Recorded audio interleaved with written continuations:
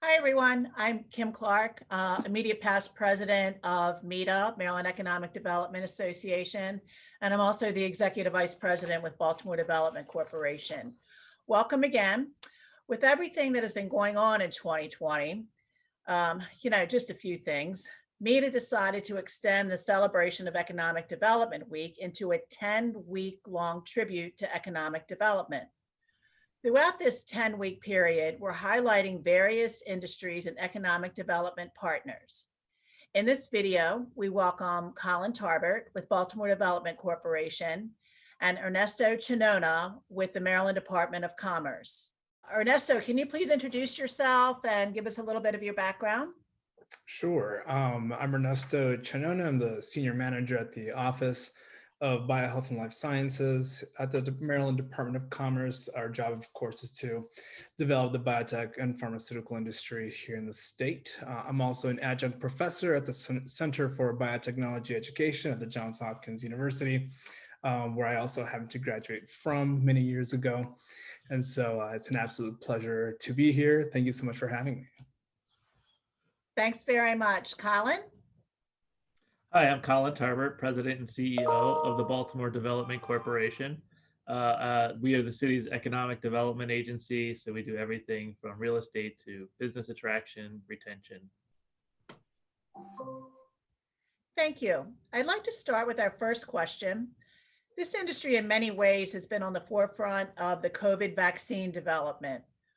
What are you hearing or seeing as it relates to the life science industry in Maryland? Colin? Well, the life science industry is probably one of the few bright spots during this pandemic. So we've seen significant influx of investment and growth, in particular around the vaccine development. Baltimore is lucky to be home to Emergent Biosolutions, which is one of the companies working on the COVID-19 vaccine. So Baltimore's well positioned in terms of life sciences with all of our assets, University of Maryland and Johns Hopkins in particular. So it's been one of the bright spots, as I said, in a rather difficult year. Ernesto, any thoughts to add? Sure, yeah, to kind of add a little bit to what Colin was saying. It's funny. I live in the city of Baltimore, across the street from Emergent Biosolution, actually. So, so I have where the vaccine's being manufactured right outside my front door, which is kind of exciting. Although I don't think I'm going to get a taste of it for a little while. But the biotech industry has had a remarkable boost during the pandemic. Needless to say, the biotech stocks have been performing well in the midst of the pandemic. And money has flowed in of all types into the sector. To give you an idea of what's happened in the second quarter of 2020, we had about $7 billion in IPO funding and in venture funding about $6.8 billion. Compared to the second quarter of 2019, where it was only $4 billion respectively for IPOs and about $5 billion in venture capital funding. And so we've seen a significant increase in funding for our industry. And the number of initial public offerings have also increased relative to about a year ago. So we had about, that in funding, actually the number of initial public offerings has kind of remained the same. In the Americas, we had about 17 companies go public in the second quarter of 2020, which was similar to the number in the second quarter of 2019, which is about 18 companies go public in the Americas. And similar levels of FDA drugs have been approved throughout the years. So it's nice to know that in our industry, amidst the pandemic, there hasn't been much of a delay in drug approvals. The approval rate looks remarkably similar to different years. I think so far we've had close to 30 products approved by the FDA, and that's about normal for this time of year relative to other years. And Ernesto, I'm going to let you keep going. What do you see for the future of the industry? You sort of talked about Sure. this year, sort of leading into the future. So talk to us about the future of the industry. And Colin and I tend to be very Baltimore centric, so feel free to expand statewide because our audience is a statewide audience. Sure. So as our universities are developing intellectual property, and by and large, that hub is in Baltimore, the University System of Maryland and Johns Hopkins, for example. Um, the more lab space we have available for these companies to grow into, the more companies we're going to have seeding the industry. And so as all of these new developments are coming up in Montgomery County and Frederick and here in the city, like Port Covington and the Science and Technology Park at Hopkins and the Biopark, we should just see an expansion of the industry, especially these smaller companies, as what lab space is available. So kind of prioritizing that is going to be, it should be something that the economic development folks should have in mind, and building those relationships with these developers so that they're on those mailing lists, so that they know firsthand like what lab space is available as we meet with businesses and universities, so that we can disseminate that information effectively to our sector. And so I see that as a lot of growth coming up, as well as in the biomanufacturing space. And so there seems to be a need for not only talent, but also companies in general that can produce biologics. And so if we take a look at the entire biotechnology spectrum, so vaccine, blood, and biologics is one sector. And so those are the types of drugs that are very large, protein, cell-based, typically the gene therapy and the vaccine types of drugs, they're the segment of the industry that's expanding the fastest in Maryland. Medical technologies, medical devices are also pretty prevalent in the state, as are research tools and research products. And so about 20% of our industry is blood, vaccine, and biologics. About 40% of our industry, 30% of our industry are the research tools, and another 20% are medical devices. And then kind of the smaller segments fill up the rest.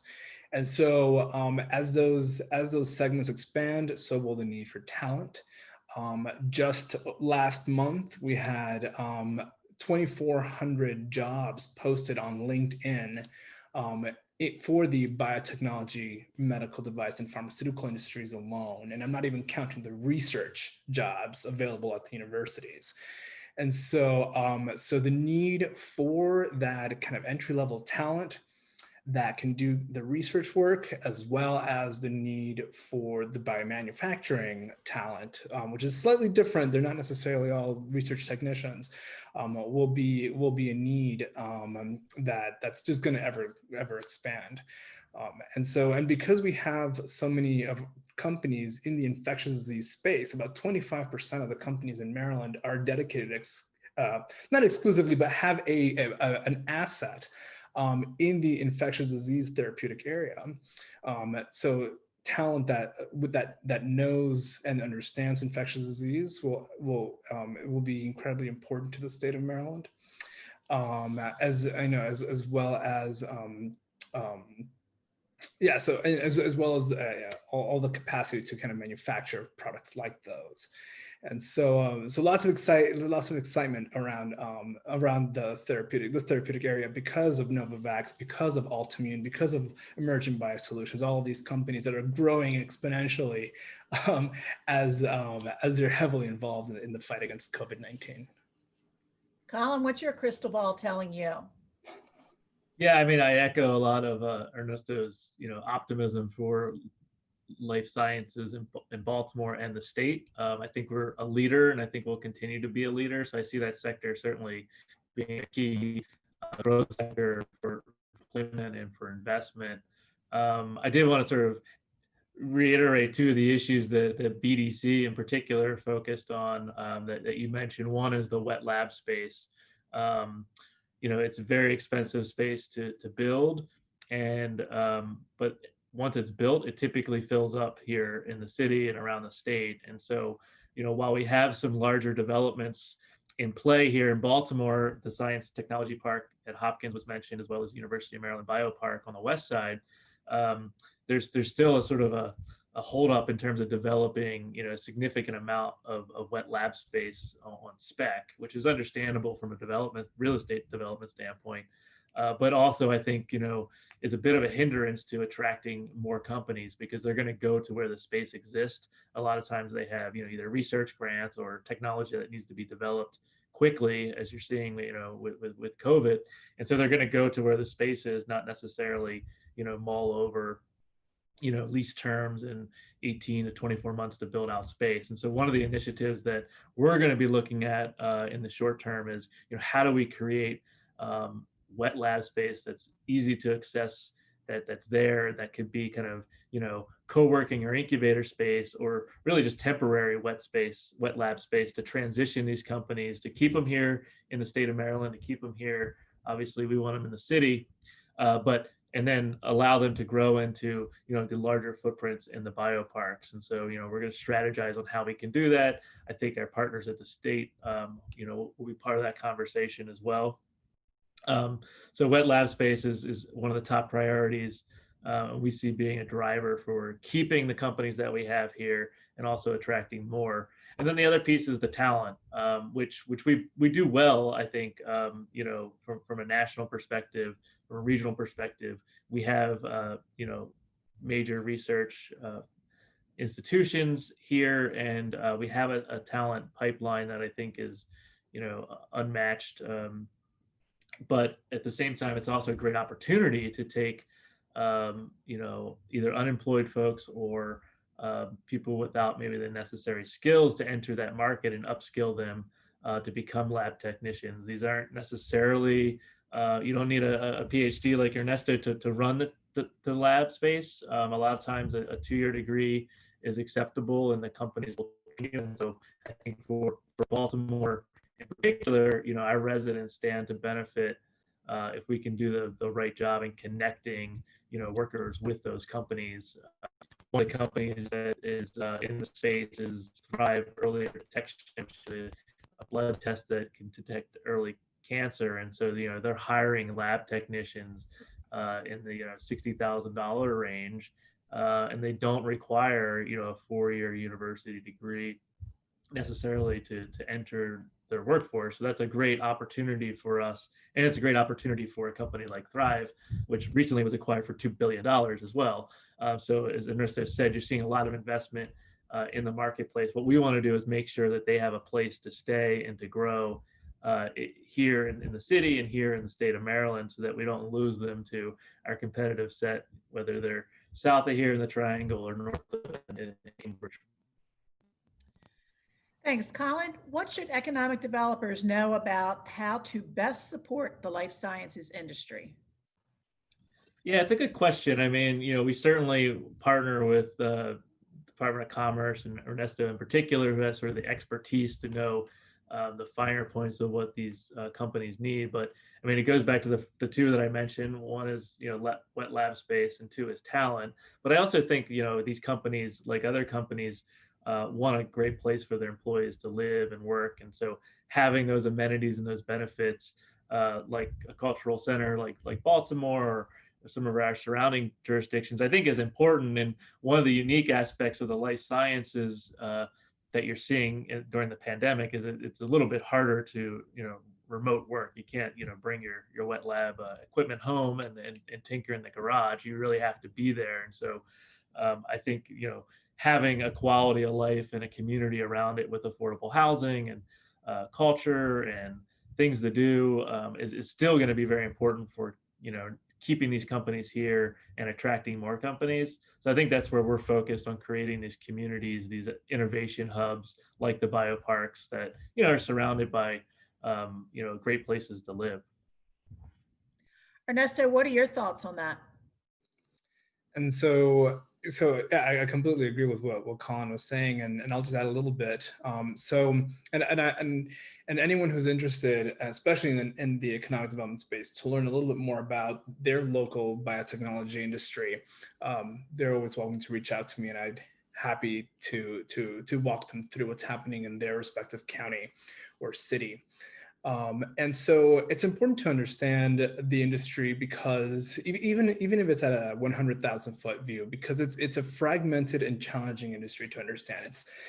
It's unique in the sense that the majority of the companies that we deal with are pre-revenue, and so their business expansion plan is like one person, and they probably don't have a lot of assets for underwriting alone, and so a lot of our traditional programs don't necessarily work with our industry because they're either too small or they're too big.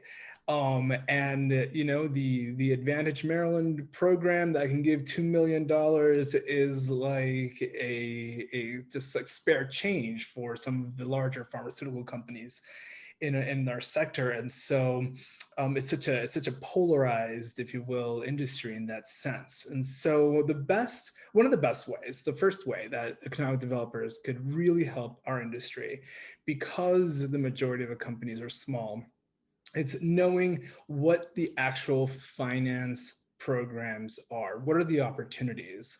Who at TEDCO do they talk to make those introductions? The Maryland Technology Council's venture mentoring service, all of these wonderful resources, BioBuzz, the hub of all the kind of news and media and marketing of the industry in our state. And so, knowing what those kind of larger ecosystem resources are, and being able to connect them to that is incredibly important, because that is a value that we bring to the table when our traditional business expansion and retention tools aren't necessarily there.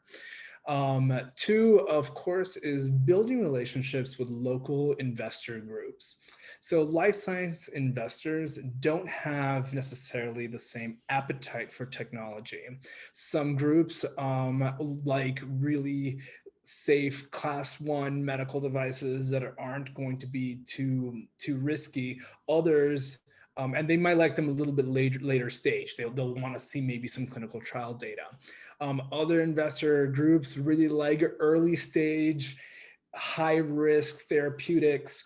And so getting an idea for what the taste of the different investor groups are in the state, especially in their region, if there are any, is incredibly important. If there's any questions, anyone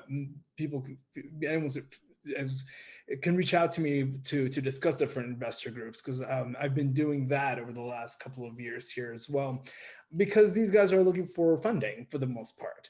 And so, and once they find that investor that kind of fits their technology, then they'll have enough money to expand and then maybe participate in more of our traditional programs. And so I think so knowing the investors is kind of another really important way that we can help our companies. Now, in the biotech industry, there are two kind of different buckets. Those that are developing intellectual property, those are commercializing technologies that are spun out of universities, for example, or the federal labs. And then all of our service companies, all the contract research, contract development and manufacturing organizations, all of our consultants.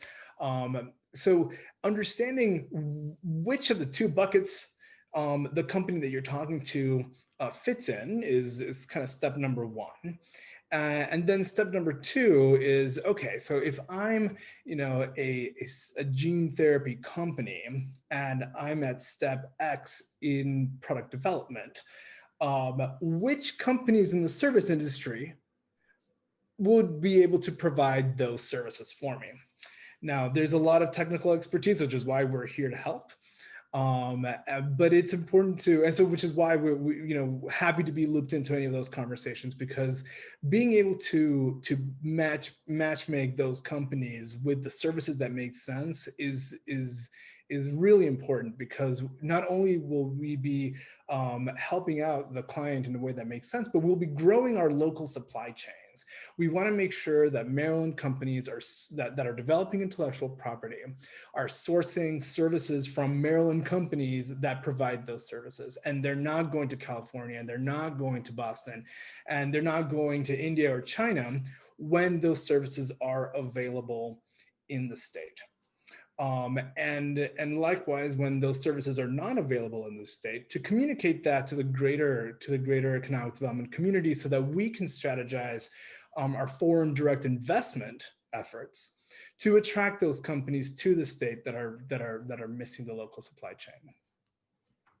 This is great. Well, wow, this has been so much information. I really appreciate the time that you have spent with us. Thank you, Ernesto. Thank you, Colin. I would like to encourage everyone to visit the MEDA website to learn more about any aspect of economic development in Maryland, and that's medamd.com, medamaryland.com. Thank you again, Ernesto and Colin, and thank you to everyone that participated in all of our Economic Development Week activities. Thank you very much. Thank you for having us.